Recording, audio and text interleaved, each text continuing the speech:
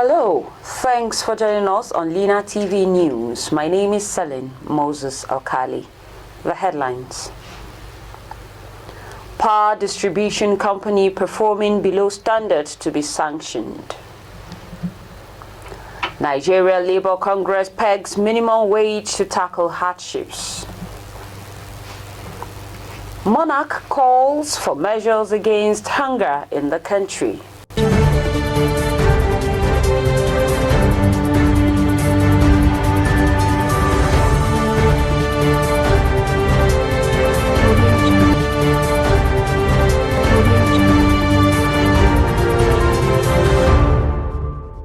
Now, the news in full. Federal government has declared that power distribution companies performing below stipulated standards in the Nigerian electricity supply industry, NESE, are going to lose 50% of their operating expenditures. The declaration was made through the Nigerian Electricity Regulatory Commission at the first NESE stakeholders meeting of 2024 in Lagos, stressing that the individual performances of the discos shall be examined on a case-by-case basis going forward. Officially, Nigeria has 11 power distribution companies that supply electricity to over 12 million registered power users across the country. The Nigerian Labour Congress NLC President Joe Ajere has said that the organized labor might ask for 1 million naira during the minimum wage negotiations with the federal government if the value of the naira continued to plummet. The Labour president stated this in an interview on Monday. Reacting to the proposal, the Minister of Information and National Orientation, Idris Mohammed Malagi, said the federal government would make a reasonable decision in line with national interest and after due consideration of available resources and other factors. In the past months, the cost of goods and services had skyrocketed following the removal of the fuel subsidy, while the value of the naira has continued to fall due to forex crisis.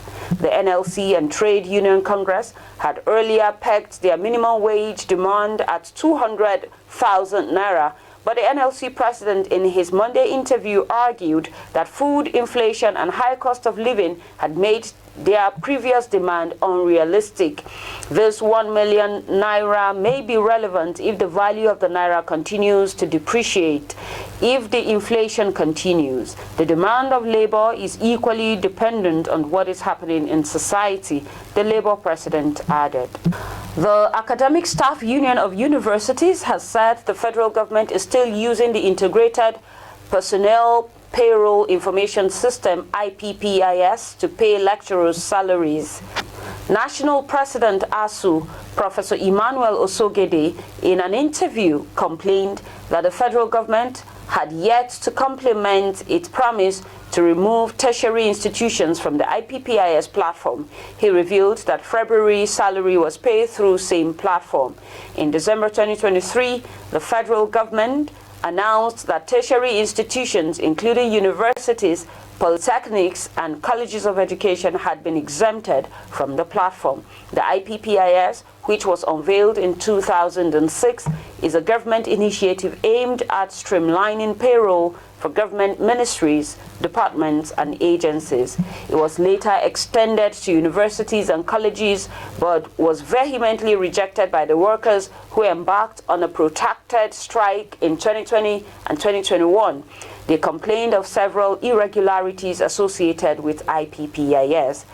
Osodeke added that none of the union's demands had been fulfilled. The Emir of Kano, Alhaji Aminu Ado Bayero, has urged the First Lady, Senator Oluremi Tinubu, to tell her husband, President Bola Ahmed Tinubu, that Nigerians are suffering due to the economic hardship in the country.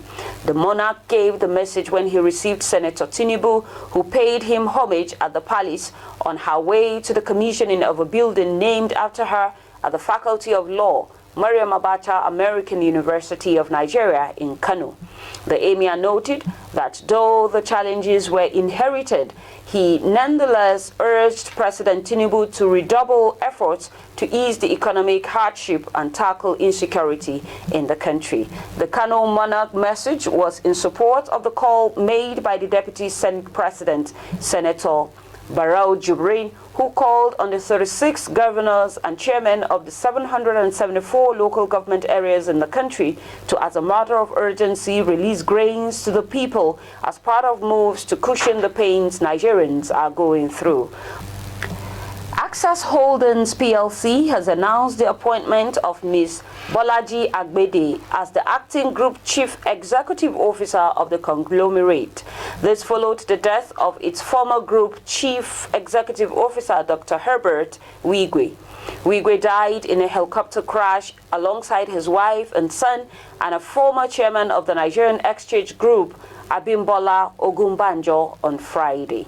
A statement made by the company's board of directors and dated February 12, 2024, stated that the appointment was subject to the approval of the Central Bank of Nigeria. Agbede, who joined Access Bank in 2003 as an assistant general manager, has nearly 3 decades of professional experience cutting across banking and business consultancy services. She is also a member of the Chartered Institute of Management UK and the Chartered Institute of Personnel Management of Nigeria.